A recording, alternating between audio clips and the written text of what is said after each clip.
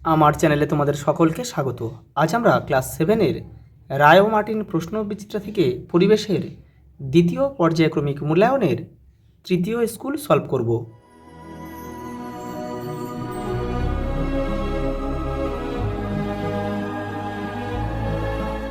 দেখো, প্রথম প্রশ্ন দেখো, আলোকরশ্মির গতিপথে কোনো অস্বচ্ছ বস্তু থাকলে ছায়া উৎপন্ন হয়, তার কারণ কি?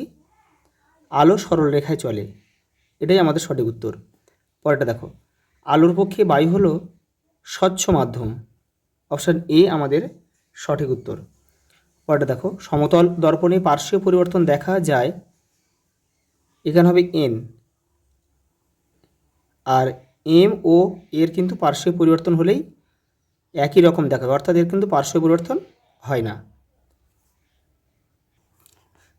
দেখো, কোনো দণ্ড চুম্বকের চুম্বকত্ব তার দুই প্রান্ত দেশে বেশি, অপশান দৈর্ঘ্য বরাবর বেশি, এক প্রান্তে বেশি, অন্য প্রান্তে, এইটা প্রান্ত দেশে বেশি হবে, এটা কিন্তু হবে না। মাঝখানে কিন্তু চুম্বকের চুম্বকত্ব তেমন থাকে না, এটা চুম্বকের উদাসীন অঞ্চল বলে। পরেরটা দেখো, আবিষ্ট চুম্বকত্ব অস্থায়ী হয়। প্রাকৃতিক চুম্বক আবিষ্কৃত হয় কোথায়? গ্রিসে। গ্রিসের ম্যাগনেসিয়া নামক জায়গায়, ম্যাগনেসিয়া। অ্যামমিটার যন্ত্র দিয়ে মাপা যায় তড়িৎ প্রবাহ মাত্রা, তড়িৎ প্রবাহ মাত্রা, অপশান বি। তড়িৎ প্রবাহের অভিমুখ হলো ধনাত্মক থেকে ঋণাত্মক, কোথায় আছে দেখো, তড়িৎ কোষের, এই যে তড়িৎ কোষের ধনাত্মক প্রান্ত থেকে ঋণাত্মক প্রান্তের দিকে, কিন্তু ইলেকট্রনের প্রবাহ কিন্তু উল্টো দিকে হয়, ঋণাত্মক থেকে ধনাত্মকের দিকে। টর্চ লাইটে ব্যবহৃত হয় নির্জল কোষ বা ড্রাই সেল। পরেরটা দেখো, সবচেয়ে ব্যবহারযোগ্য শক্তি হলো তাপ শক্তি। জীবাশ্ম জ্বালানি থেকে পাওয়া যায় তাপ শক্তি, চুম্বক শক্তি, তড়িৎ শক্তি, আলোক শক্তি। তাহলে জীবাশ্ম জ্বালানি থেকে আমরা পাই কি? আমরা তাপ শক্তি পাই।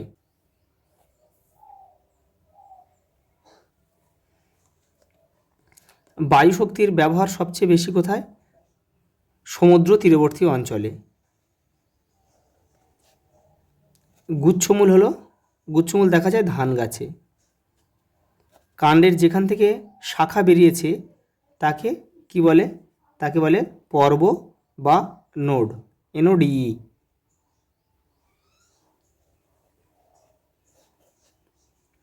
কোনটি যৌগিক ফল নয়? এখানে দেখো, কাঁঠাল যৌগিক ফল, আনারসও কিন্তু যৌগিক ফল, ডুমুরও যৌগিক ফল, তাহলে আম। যৌগিক ফল বলতে অনেকগুলো ফুল মিলে একটা ফল তৈরি হয়, সেটাকে বলা হয় যৌগিক ফল। পরেরটা দেখো,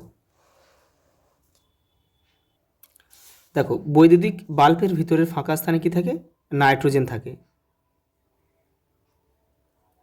নাইট্রোজেন। দেখো কিছু কিছু লাইটে আবার যেসব দেখবে, যেসব লাইটগুলো হলুদ তাতে কিন্তু নিষ্ক্রিয় আর্গন গ্যাস থাকে, যেসব লাইটগুলো হলুদ। আর যেসব লাইট থেকে বেগুনি আলো দেয় সেগুলো কিন্তু নিয়ন গ্যাস থাকে। কিন্তু সাধারণত গৃহস্থালিতে আমরা যেসব লাইটগুলো দেখতে পাই তার মধ্যে কিন্তু নাইট্রোজেন গ্যাস থাকে। পরে দেখো, ম্যাগনেটাইট হলো এক প্রকার প্রাকৃতিক চুম্বক, প্রাকৃতিক চুম্বক। দেখো পরেরটা দেখো, সূর্য থেকে আসা আলোক রশ্মিগুচ্ছকে আলোক রশ্মিগুচ্ছ বলা যেতে সমান্তরাল,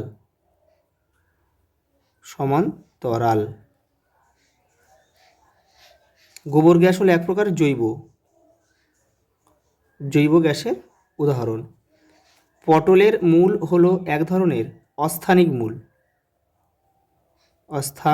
অস্থানিক বা আমরা গুচ্ছমূল বলতে পারি। কোন পরাগযোগে বাহক অবশ্যই প্রয়োজন? এটা হচ্ছে ইতর, দুটো ভিন্ন গাছের মধ্যে হয়, সেই জন্য এটা ইতর পরাগযোগে বাহক অবশ্যই প্রয়োজন।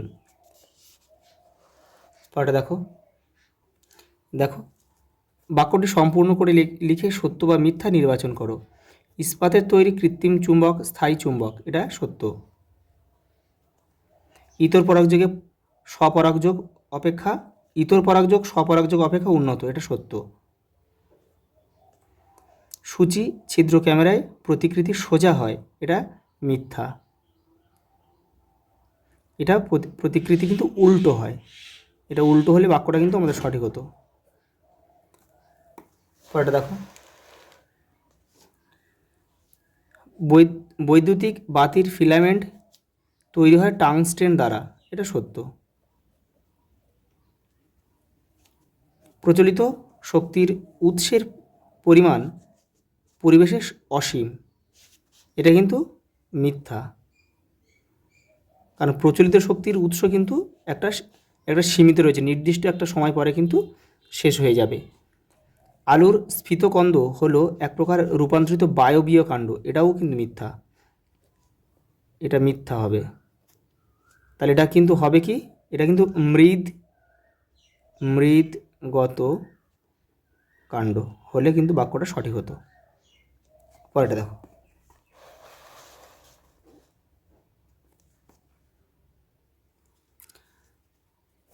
একটি বাক্যে উত্তর দাও।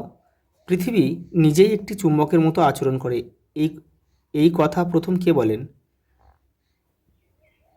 William Gilbert. পরেরটা দেখো, চুম্বকের আকর্ষণের পূর্বে কোন ঘটনা ঘটে? আবেশ। ফিলামেন্ট নেই এরূপ একটি বৈদ্যুতিক বাতির নাম উল্লেখ করো। আমরা এলইডি লিখতে পারি, লাইট ইমিটিং ডায়োড।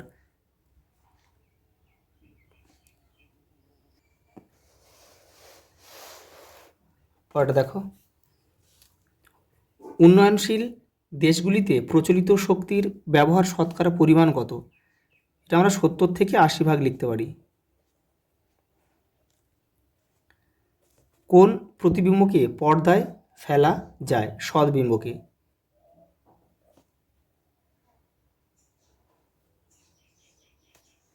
কচুরিপানার পরিবর্তিত কাণ্ডকে কি বলে? অর্ধ বায়বীয় কাণ্ড। দেখো একটা ছক দিয়েছে,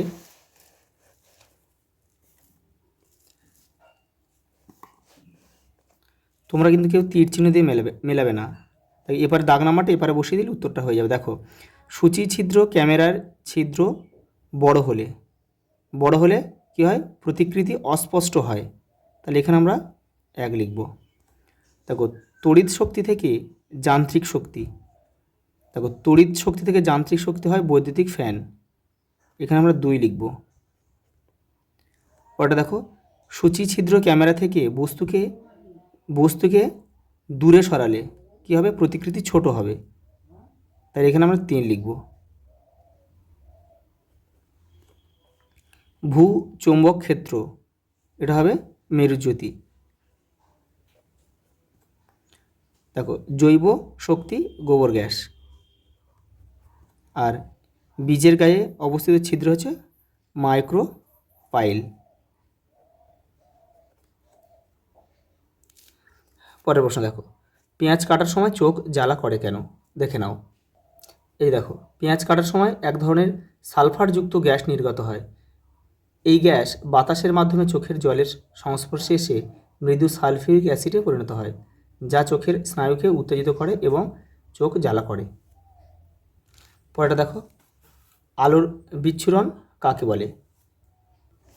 এই দেখো, প্রিজম বা অন্য কোনো স্বচ্ছ প্রতিসারক মাধ্যমের মধ্যে দিয়ে যাওয়ার সময় সাদা আলো বা অন্য বহু বর্ণী আলো বিশ্লেষিত হয়ে 7টি ভিন্ন বর্ণের আলোতে বিভক্ত হওয়ার পদ্ধতিকে আলোর বিচ্ছুরণ বলে।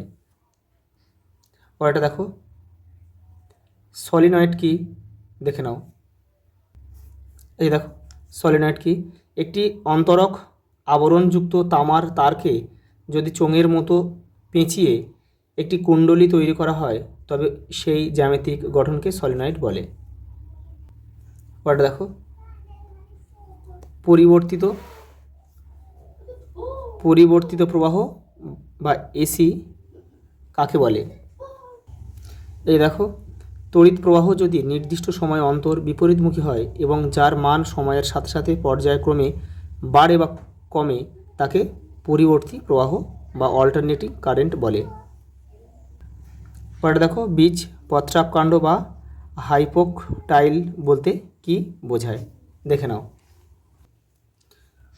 ভ্রূণাক্ষের যে অংশটি বীজপত্রের নিচে এবং ভ্রূণমূলের উপরে অবস্থিত তাকে বীজ পত্রাপকাণ্ড বা হাইপোকটাইল বলে।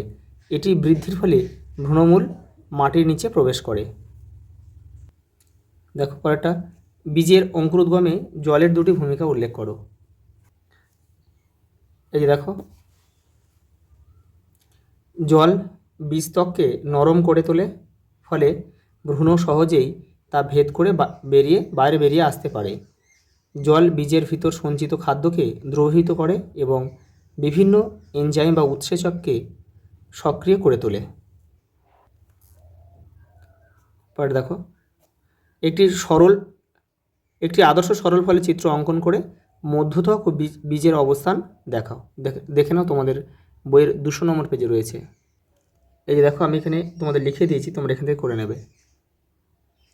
পরেটা দেখো, প্রতিফলন ও প্রতিসরণের প্রধান 3টি পার্থক্য উল্লেখ করো। দেখে নাও। এই দেখো, আমি এখানে লিখে দিয়েছি, তোমাদের বইয়ে কিন্তু এগুলো খুব ভালোভাবে দেওয়া নেই।